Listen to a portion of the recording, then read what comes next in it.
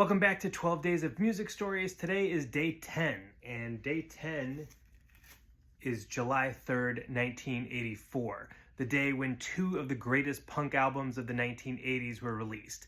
Two albums by two different bands on the same label, released on the same exact day, and one was inspired by the other. So the first was Zen Arcade by the Minnesota punk band Husker Du. Now, Husker Du had started as a hardcore punk band, but had gotten more melodic as time went on. They were signed to Greg Ginn from Black Flag's label SST, and SST gave them a lot of creative freedom. So going into this record, lead singer Bob Mould said that they wanted to go beyond the whole idea of punk rock. The band was bursting with songs, and they were running the gamut of genres. There were still hardcore punk songs, but they were also incorporating 60s folk and psychedelia. They were doing a cover of the Byrds' 8 Miles High at the time, and that opened a bunch of 60s influences to start coming into the band. They rehearsed the songs in St. Paul, Minnesota in this church that had turned into a punk squat, and then they went out to LA to record. They recorded with SST's in-house producer-engineer, the legendary Spot. He produced punk classics like Black Flag's Damage, The Descendants' Milo Goes to College, The Misfits' Earth AD, Wolf's Blood, and he had produced Husker Du's earlier work. And naturally, he was up to the task to record Husker Du's magnum opus. They recorded 25 songs in just 40 hours, most of them done in just one take. They also recorded that Byrds cover, which became a non-album single. The album was then mixed in one 40-hour session. When all was said and done, Zen Arcade was made in about 85 hours for $3,200.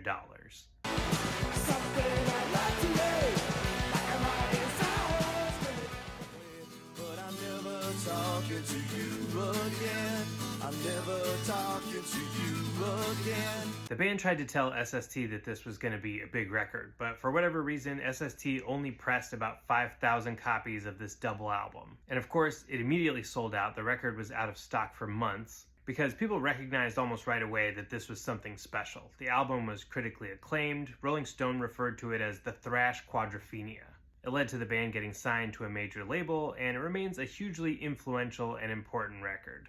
But it might not even be the best double album released by a punk band on SST on that day. Because also on July 3rd, 1984, SST released the Minutemen double album, Double Nickels on the Dime. The Minutemen were a punk band from San Pedro, California, and just like Husker Du, they were starting to move away from their hardcore roots and expand their sound. They went into Radio Tokyo Studios in November of 1983 with this producer Ethan James, who had once been a member of Blue Cheer. And they recorded a bunch of songs that ranged from punk to funk to country to jazz. And then they heard that their label mates, the band that they had toured with, Husker Du, had recorded a double album. And so the Minutemen decided they wanted to do a double album too. They wrote a bunch more songs. They went back into the studio in April of 1984 and recorded enough to make Double Nickels on the Dime a double album. They had also created a genre-bending hardcore punk double album masterpiece, and they did theirs for even cheaper than Husker Du. It only cost them about $1,100.